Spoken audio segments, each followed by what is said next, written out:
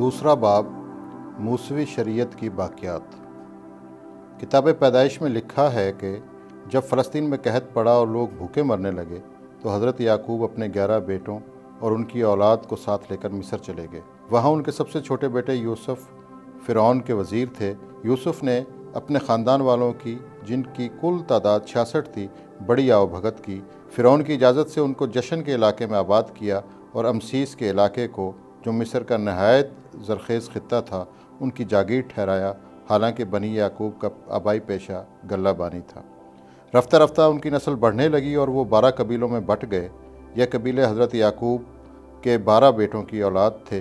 बनी इसराइल मिस्र में 430 बरस रहे, लेकिन उन्होंने मिस्रियों के मज़हब, रस्म व रिवाज और तहज़ीब को कभी कबूल नहीं किया, बल्कि अपने आबाई मज़हब, कौमी रवायात और रस्म व रिवाज की सख्ती से पाबंदी करते रहे। वो भेड़ बकरियों चराते या खेती बाड़ी करते और मिस्रियों से अलग थलग अपनी बस्तियों में रहते थे। मगर कुछ अरसे के बाद जब उनकी आबादी बढ़कर लाखों तक पहुंच गई और फ़िरौन की दी हुई ज़मीन उनकी कफ़ारत न कर सकी, तो वो शहरों में मेहनत मजदूरी करने पर मजबूर हुए।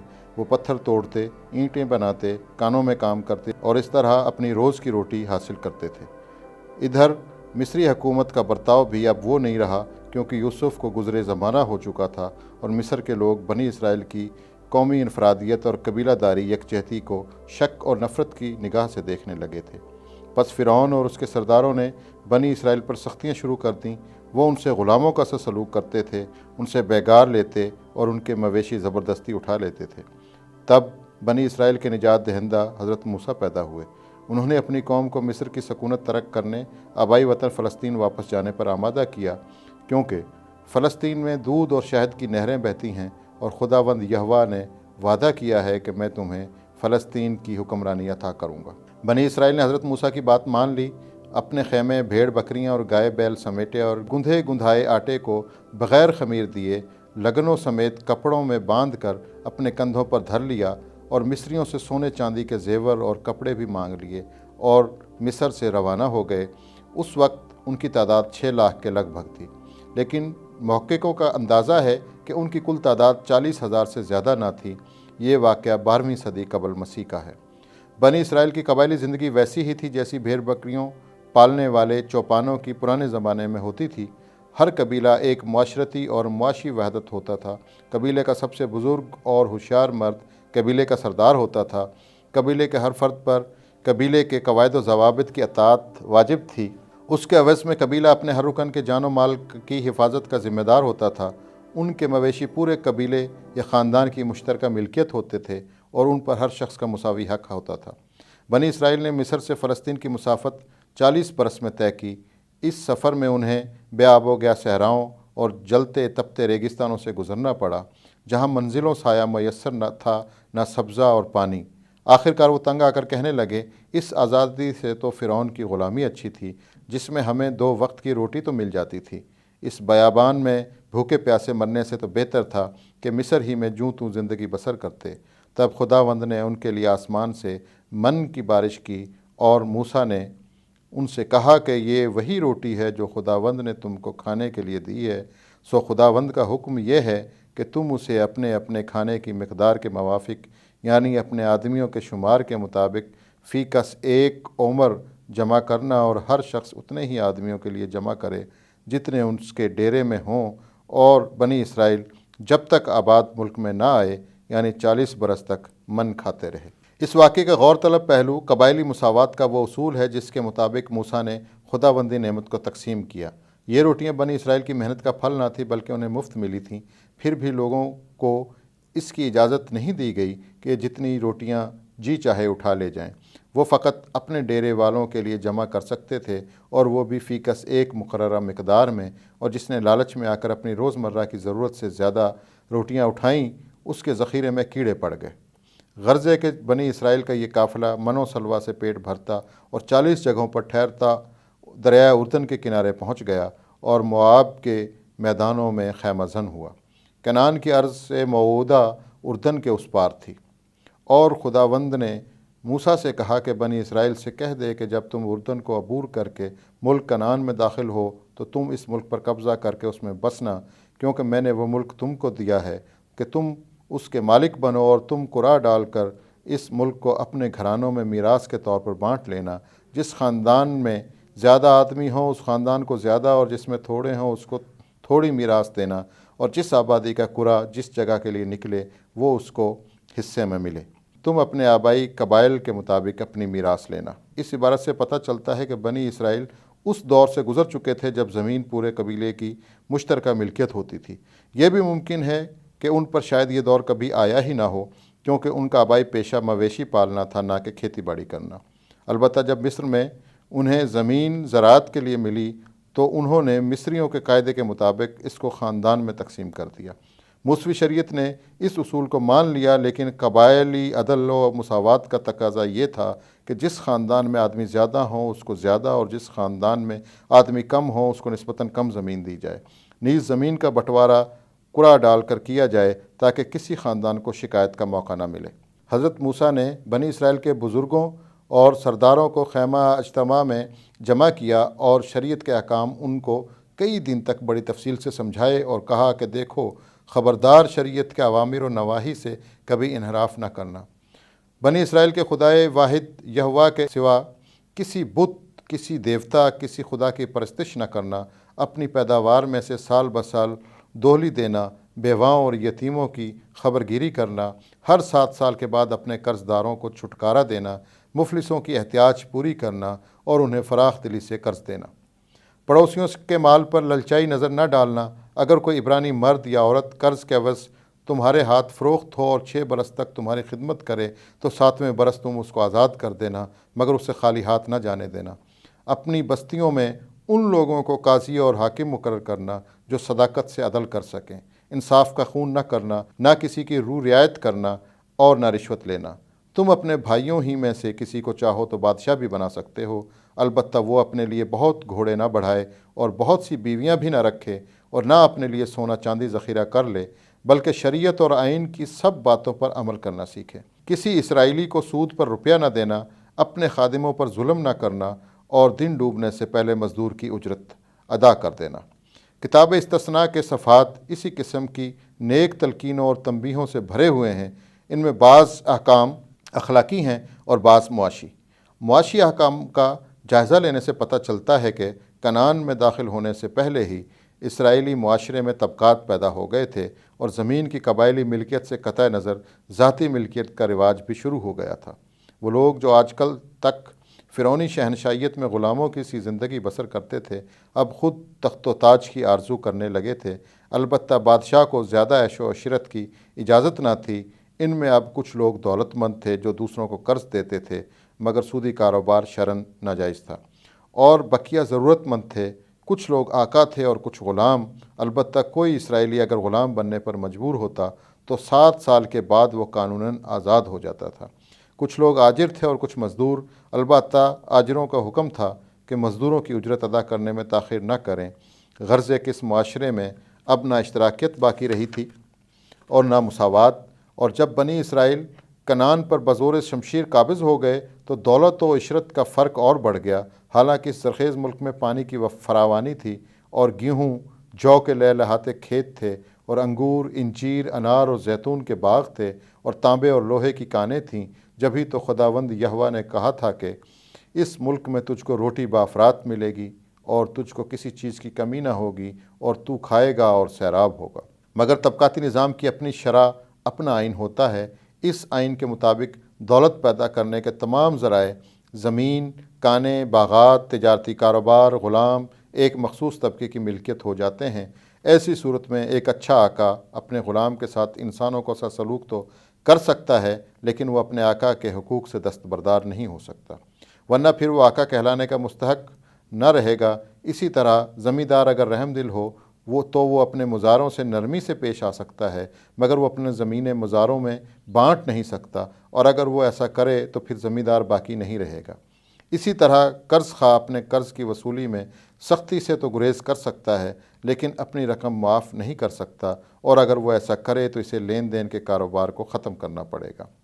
موسوی شریعت کا بنیادی تضاد یہی تھا کہ وہ ایک طرف پوری قوم بنی اسرائیل کو خوشحالی اور آسودگی کی بشارت دیتی تھی، اور دوسری طرف آقا اور غلام، بادشاہ اور رعایا، غنی اور محتاج کے طبقاتی فرق کو بھی جائز قرار دیتی تھی۔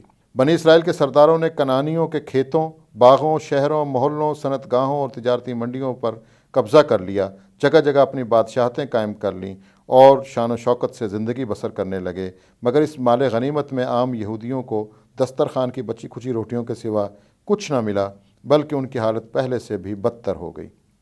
پرانے قبائلی نظام میں ان کو پورے قبیلے کا تحفظ حاصل تھا اور سب کو روٹی روزگار کی مساوی ضمانت ملتی تھی۔ اب ہر شخص فاقہ کرنے یا نہ کرنے کے لیے آزاد تھا۔ قبائلی نظام میں قانون سب سے یکساں سلوک کرتا تھا اور انصاف کی عدالت سے کوئی فریادی محروم نہیں جاتا تھا۔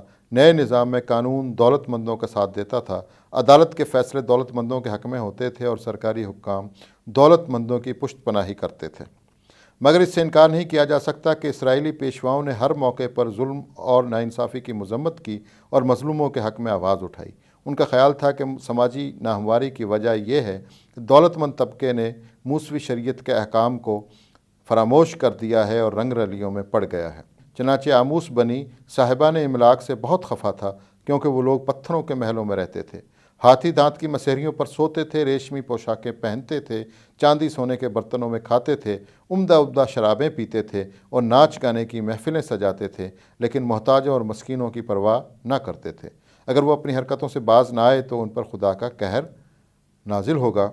سامریا کے پہاڑوں پر جمع ہو جاؤ اور دیکھو کہ اس ملک میں کیسا ہنگامہ اور ظلم برپا ہے، کیونکہ وہ نیکی کرنا نہیں جانتے، جو اپنے قصروں میں ظلم اور لوٹ جمع کرتے ہیں۔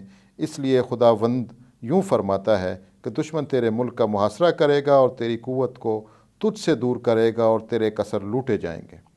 اور ہوسی نبی پکار کر کہتا تھا، فلسطین راستی، شفقت اور خدا شناسی سے خالی ہے، بد زبانی اور عہد شکنی اور خون ریزی اور چوری اور حرام کاری کے سوا یہاں کچھ نہیں ہوتا۔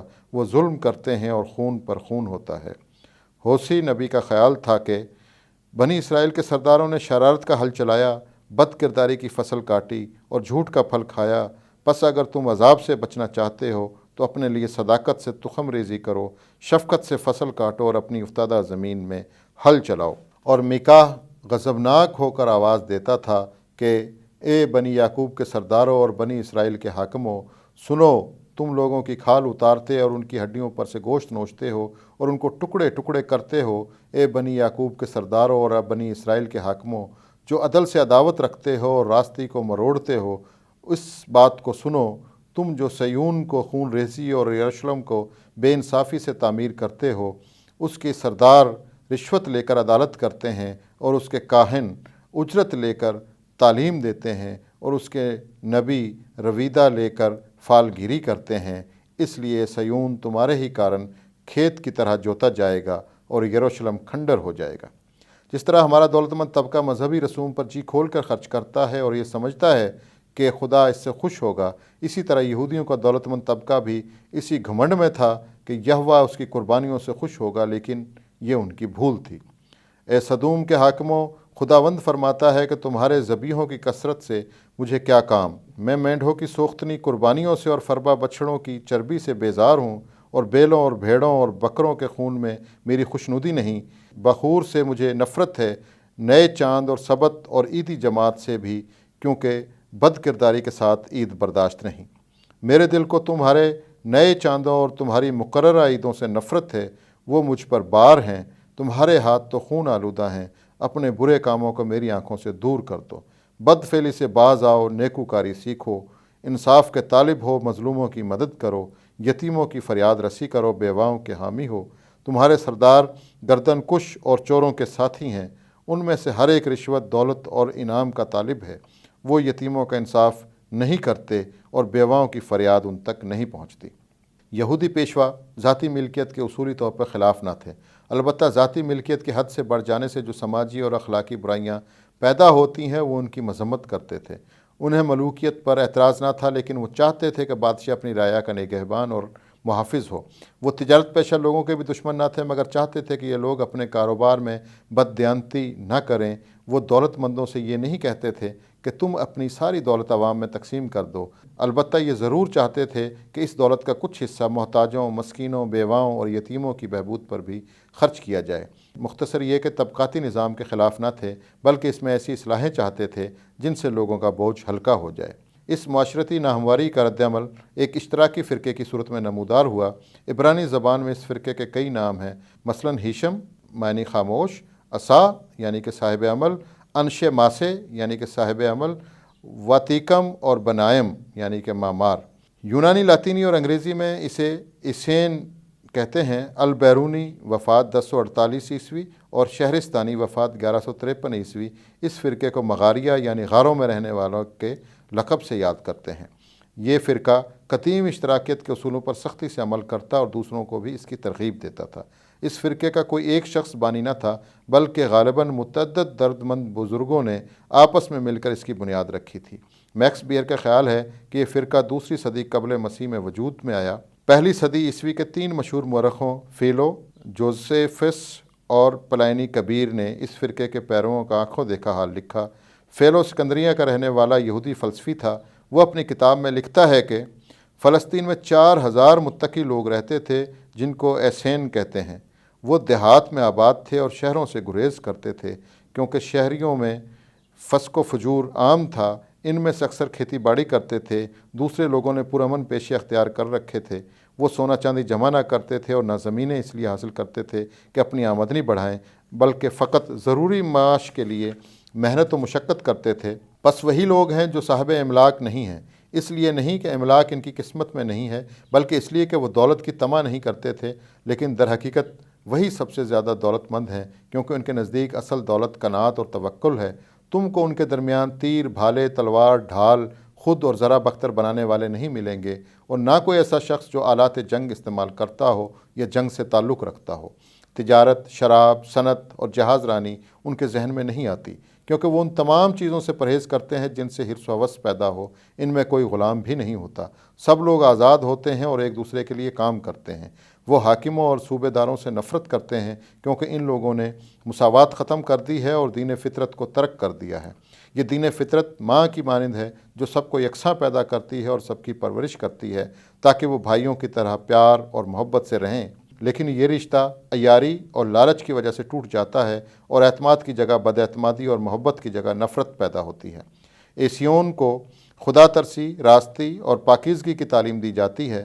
گھریلو معاملات میں بھی اور قومی امور میں بھی ان کو خیر و شر کا فرق سکھایا جاتا ہے۔ ان کے 3 بنیادی اصول یہ ہیں: خدا سے محبت، راستی سے محبت اور بنی نوع انسان سے محبت۔ بنی نوع انسان سے محبت کا اظہار سخاوت، مساوات اور املاک میں اشتراکیت کے ذریعے ہوتا ہے۔ اس کی جتنی تعریف کی جائے کم ہے۔ اشتراکیت کے بارے میں ہم اور کچھ کہنا چاہتے ہیں۔ پہلی بات تو یہ کہ کسی کے پاس ایسا مکان نہیں ہے جو سب کی ملکیت نہ ہو۔ اس کے علاوہ وہ سماجی طور پر ایک ساتھ رہتے ہیں۔ ہر گھر کا دروازہ ان رفیقوں پر کھلا ہوتا ہے جو دور سے آتے ہیں۔ گھر کے اندر کا سب مال اسباب بھی سب کے لیے ہوتا ہے، حتیٰ کہ پوشاک بھی۔ اسی طرح ان لوگوں کے لیے بھی غذا محفوظ رہتی ہے جو لنگر کے اوقات پر نہ پہنچ سکیں۔ ایک ساتھ رہنے اور کھانے کا رواج ان لوگوں سے زیادہ کسی اور قوم میں اتنا عمدہ اور مکمل نہیں ہے۔ دن کے وقت وہ جو کچھ کھاتے اسے اپنے لیے سینت کر نہیں رکھتے، بلکہ بیت المال میں جمع کروا دیتے ہیں تاکہ سب کے کام آئے۔ بیماروں اور بوڑھوں کی دیکھ بھال بڑی شفقت سے کی جاتی ہے۔ جوزیفس نے بھی اس فرقے کا ذکر بڑے ادب سے کیا ہے۔ وہ لکھتا ہے کہ ایسین دولت سے نفرت کرتے ہیں، ان کی مشترکہ زندگی حیرت انگیز ہے، چنانچہ ان میں ایک آدمی بھی ایسا نہ ملے گا جو جائیداد کے باعث اپنے کو دوسروں سے ممتاز سمجھتا ہو، کیونکہ ان کا قانون ہے کہ جو شخص ان کی برادری میں داخل ہو وہ اپنی تمام جائیداد برادری کے حوالے کر دے۔ اسی وجہ سے ان میں نہ افلاس ہے، نہ فاقہ، نہ فراوانی اور نہ تعیش۔ ان کے فرقے یا برادری کے باقاعدہ قوانین تھے۔ فرقے کی رکنیت وراثت میں نہیں ملتی تھی، بلکہ وہی لوگ اس میں شامل کیے جاتے تھے جو فرقے کے قوانین کو قبول کرتے اور ان پر صدقے دل سے عمل کرتے تھے۔ رکنیت چاہنے والوں کو 3 سال امیدواری کرنی پڑتی تھی۔ اس مدت میں اس فرقے کے اصولوں کی تعلیم دی جاتی تھی اور اس کے کردار اور اطوار کی نگرانی ہوتی تھی۔ ان کی بستیاں زیادہ تر بحر مردار کے مغربی ساحل پر آباد تھیں، لیکن وہ شہروں میں بھی رہتے تھے۔ ان کی پوشاک اور خوراک بہت سادہ ہوتی تھی، چنانچہ ان کے لنگر خانوں میں ایک وقت میں فقط ایک ہی چیز پکتی تھی۔ سردی ہو یا گرمی وہ ہمیشہ ٹھنڈے پانی سے نہاتے تھے۔ इस कलंदराना ज़िंदगी के बावजूद उनको रहबानियत से दूर का भी ताल्लुक़ न था, बल्कि वह आम लोगों के गमों और खुशियों में बराबर शरीक होते थे और उनके मसाइल से भरपूर दिलचस्पी रखते थे। हत्ता कि मुल्क की सियासी जद्दोजहद में भी हिस्सा लेते थे। चुनाचे रूमियों ने जब फ़लस्तीन पर हमला किया तो एसेन ने बड़ी बहादुरी से इनका मुकाबला किया। इस फ़िरके की तालीमात के बारे में बड़ी बड़ी कयास आराइयाँ होती हैं। कोई कहता है कि इश्तराकी बूद व बांद का तस्वुर बनाइन ने हकीम फ़ीसागोरस की इश्तराकी बरादरी से लिया था। किसी का ख्याल है कि ये लोग गौतम बुद्ध के भिक्षुओं की ज़िंदगी से मुतासिर थे। बाज़ की राय है कि नहीं, यहूदियों की पुरानी रवायात इसी किस्म की थीं और यहूदी नबी भी ऐसी ही ज़िंदगी की तलकीन करते थे। लिहाजा बनायन ने अगर तबकाती मुआशरत को तर्क करके इश्तराकी तरीक़ों को अपनाया तो कोई अजूबा बात नहीं की, बल्कि पुरानी रवायतों को जिन्हें यहूदी कौम फ़लस्तीन में आबाद होने के बाद फरामोश कर चुकी थी, दोबारा ज़िंदा किया। ज़्यादा करीन कयास यही नुक्ता नज़र है। यह भी मुमकिन है कि बनायन हकीम फ़ीसागोरस और गौतम बुद्ध की तालीमात से वाकिफ़ हो और अपनी बरादरी कायम करने में इन तालीमात से उन्हें तक़वियत मिली हो, क्योंकि उस ज़माने में फ़लस्तीन के तिजारती ताल्लुकात यूनान और इटली से भी थे और हिंदुस्तान से भी। लिहाजा बनायन के लिए फ़ीसागोरस या गौतम बुद्ध की इश्तराकी बरादरियों से आगाह होना बईद अज़ कयास नहीं है। फ़लस्तीन की तारीख़ में बनायन का सुराग दूसरी सदी ईस्वी के बाद नहीं मिलता, लेकिन उनके तारीख़ी किरदार से इनकार नहीं किया जा सकता। उन्होंने तबकाती इम्तियाज़ के माहौल में रहते हुए इश्तराकी उसूलों को न सिर्फ अपनाया बल्कि उन्हें बड़ी कामयाबी से बरता भी। मगर ये हकीकत है कि अपने किरदार और अमल की तमाम खूबियों के बावस्फ़ वो फ़लस्तीन के समाजी ढांचे को जो ज़ाती मिल्कियत की बुनियादों पर कायम था न बदल सके। उन्होंने इस तब्दीली की कोशिश भी न की और ना शायद उसकी ज़रूरत महसूस की। गालिबन उनका ख़याल था कि उनकी देखा देखी दूसरे लोग भी उनके उसूलों पर कारबंद हो जाएंगे। लेकिन ज़ाहिर है कि साहब इमलाक तबका अपनी दौलत और इक़्तिदार से हंसी खुशी दस्तबरदार नहीं होता, बल्कि उसे ताकत के ज़रिए बेदखल किया जाता है। ये ताकत अवाम के शऊर और इत्तेहाद से पैदा होती है, मगर बनायन इस ताकत की तंजीम और रहनुमाई अपना फ़र्ज़ नहीं समझते थे।